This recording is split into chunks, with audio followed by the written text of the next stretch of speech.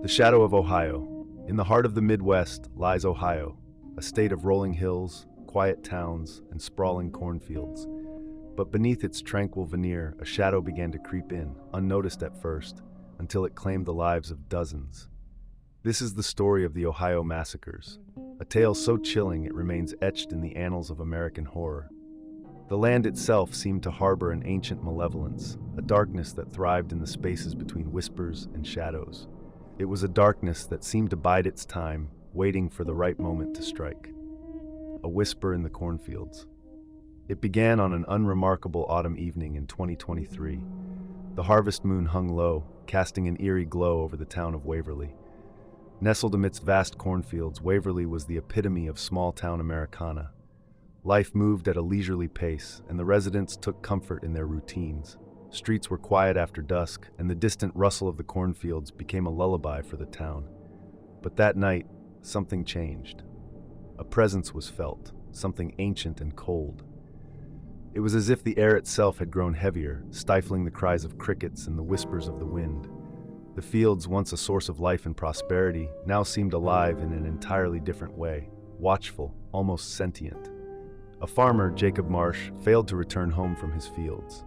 His wife, worried but rational, assumed he had taken refuge in the barn from the unexpected storm. She lit a lantern and ventured out into the night, her boots crunching against the gravel path. The night was eerily silent, save for the distant rustle of corn. The moonlight, dappled through the stalks, created shifting patterns that seemed to move with her. When dawn broke and he still hadn't returned, she summoned the courage to search deeper. The fields were eerily silent. The stalks of corn swayed as if moved by an unseen force.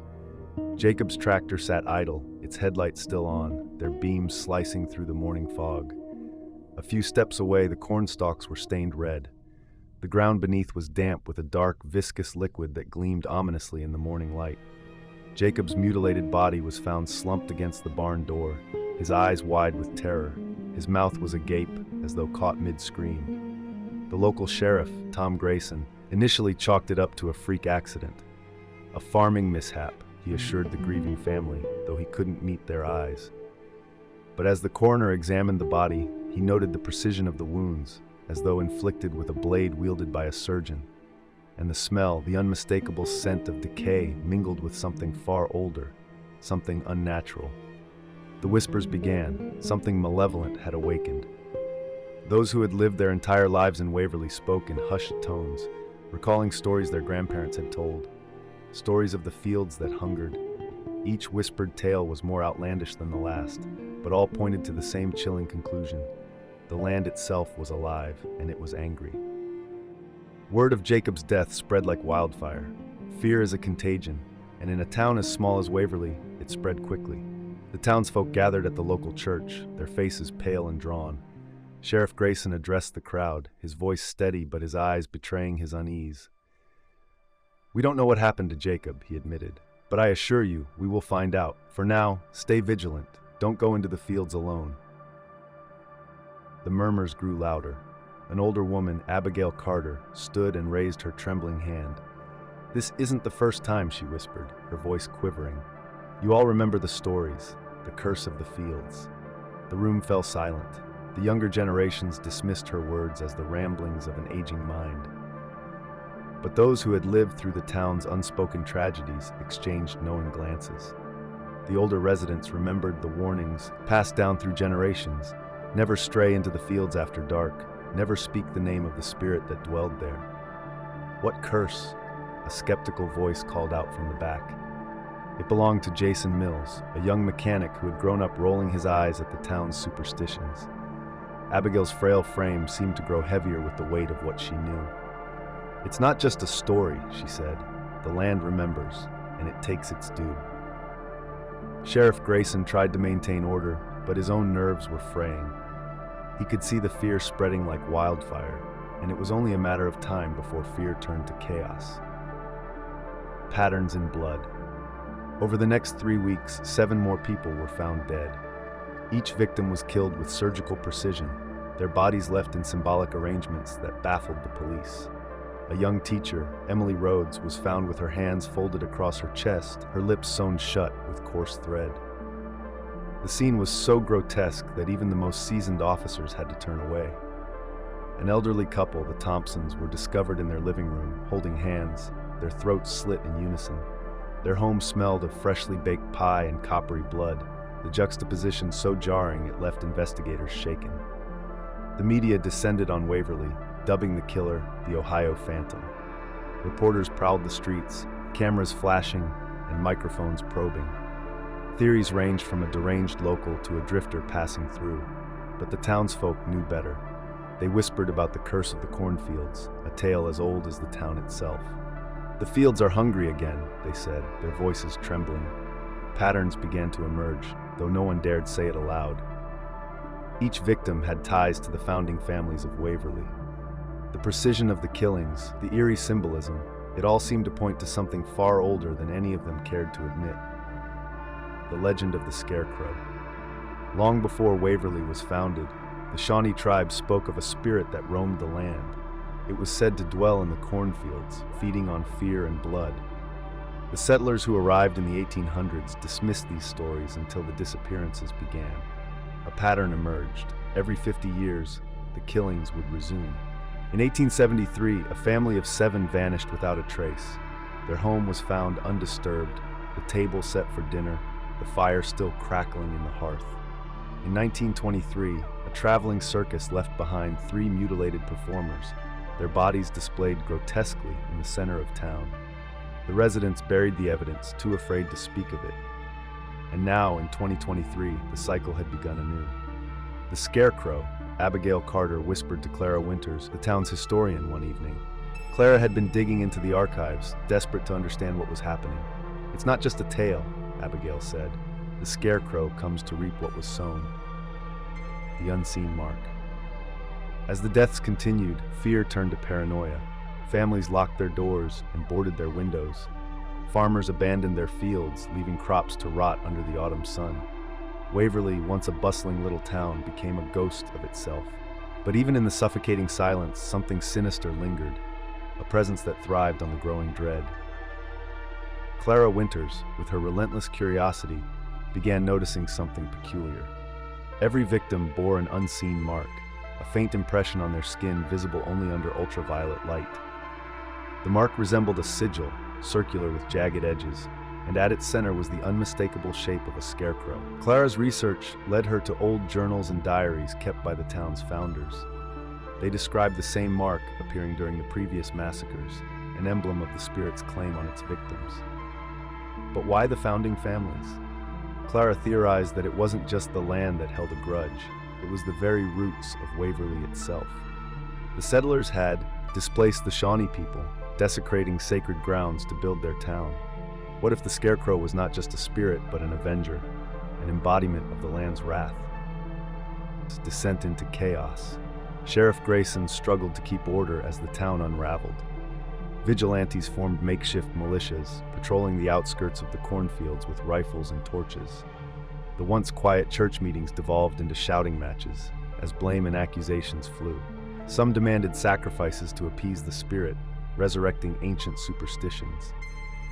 Others suggested leaving the town entirely, though few had the courage to cross the eerie borders of Waverly. Amidst the chaos, a child went missing. Sarah Bell, a 6-year-old with curly blonde hair and a gap-toothed smile, vanished while playing in her backyard. Her parents found her stuffed bear lying near the cornfield's edge, its fur matted with blood. The search party combed the fields for hours, their shouts swallowed by the oppressive silence. They found nothing but broken stalks and shadows that seemed to move just out of sight. The town's desperation reached a fever pitch. Some residents began to turn on Clara, accusing her of stirring up the spirit with her relentless digging. Others sought solace in Abigail Carter, who seemed to know more about the Scarecrow than she let on. Abigail began leading prayer circles, invoking not just Christian prayers but chants in an ancient tongue no one recognized. The ritual.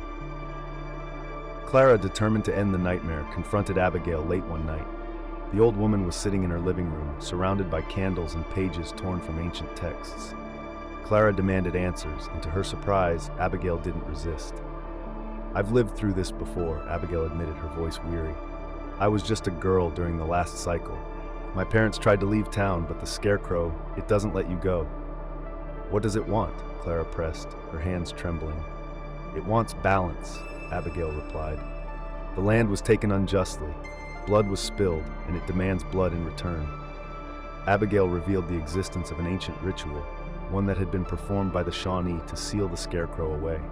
But the ritual required a sacrifice, a willing offering of life to placate the spirit. If we don't act soon, Abigail warned, the killings will only grow more violent, more indiscriminate. Clara was faced with an impossible choice. Would she allow more innocent lives to be taken, or would she risk her own to end the curse? Her decision would determine the fate of Waverly. Chapter 8, The Gathering Storm. Clara spent the next night in the dusty archives of Waverly's town hall, poring over brittle documents and yellowed maps. Abigail's words haunted her. The land demands balance. The ritual was detailed in a forgotten ledger written by Reverend Amos Black, a fire and brimstone preacher who had presided over Waverly during the 1873 massacre. The ritual required 3 elements: a symbol of the land's violation, a vessel to contain the spirit's wrath, and a sacrifice, a pure heart willing to offer itself. Reverend Black's cryptic notes spoke of binding the shadow with fire and blood, and of the marking sigil that would summon the Scarecrow to its tether. Clara's mind raced as she connected the pieces. The cornfields, the markings on the victims, the increasing precision of the murders, it was all leading toward the completion of the Scarecrow's vengeance. She realized the killings weren't random. They were part of a pattern, a grotesque ritual, reenacted by the spirit to strengthen its hold on the town. The sacrifice Sheriff Grayson knocked on Clara's door the next morning, his eyes heavy with exhaustion. "We found something," he said, his voice grim. He led her to the outskirts of the cornfield, where Sarah Bell's body had been discovered. Her small frame was arranged in a macabre display, surrounded by cornstalks tied into knots that formed the Scarecrow's sigil. Clara clenched her fists, fury and despair roiling within her. She turned to Grayson. "This has to end, tonight." Grayson's skepticism had eroded with each murder, and now he looked at Clara with desperate hope. "What do you need?" Clara and Abigail gathered what was necessary for the ritual. From the archives, Clara retrieved an old locket containing a lock of hair from a Shawnee chief, a relic stolen during Waverly's founding. The vessel, Abigail revealed, would be a scarecrow fashioned from wood and burlap, bound with threads soaked in the blood of a willing participant. Finally, the sacrifice. Clara volunteered without hesitation. "No," Grayson protested. "You can't." "I have to," Clara insisted. "It needs someone with ties to this town, someone who understands what's been taken." Abigail looked at her with sad, knowing eyes. "It's true. The Scarecrow doesn't want just any life. It wants a life that carries the weight of this place." The final confrontation. Under the blood-red light of the harvest moon, Clara, Abigail, and Grayson carried the Scarecrow effigy into the heart of the cornfields. The air was thick with an unnatural stillness, as though the world itself was holding its breath. They arranged the effigy in a clearing, placing the locket inside its chest cavity. Abigail began to chant, her frail voice rising and falling in an ancient rhythm. The wind picked up, swirling the cornstalks into a vortex. Shadows danced at the edges of the clearing, coalescing into the towering form of the Scarecrow. It was no longer a figure of mere folklore. Its hollow eyes burned with malevolent light, its tattered burlap skin stretched taut over a skeletal frame. Its presence was suffocating, a palpable force of dread that made Clara's knees tremble. Abigail's chant reached a crescendo. Clara stepped forward, holding a ceremonial dagger in her trembling hand. She cut her palm and pressed it against the effigy's chest, letting her blood seep into the burlap. The Scarecrow roared, its voice a deafening cacophony of rage and sorrow. It lunged toward Clara, but its movements were sluggish, as if tethered to the effigy. Clara stared into its hollow gaze, her voice steady as she spoke the final words of the ritual. A town reborn.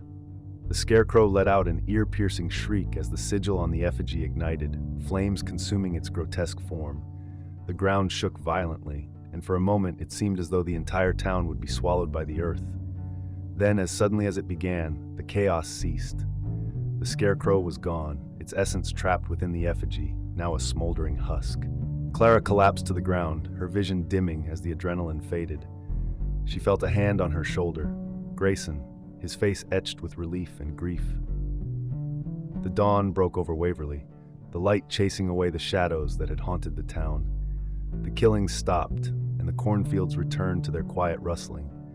The people of Waverly began to rebuild, though the scars of the massacre would remain. Clara survived, though she carried the burden of what she had seen. She became a guardian of the town's history, ensuring that the story of the Scarecrow would never be forgotten. Abigail passed away peacefully a few months later, leaving behind a journal that Clara would treasure as a guide for future generations.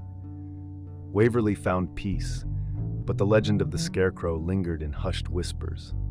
The land was quiet, but everyone knew it was only sleeping, waiting for the balance to shift once more.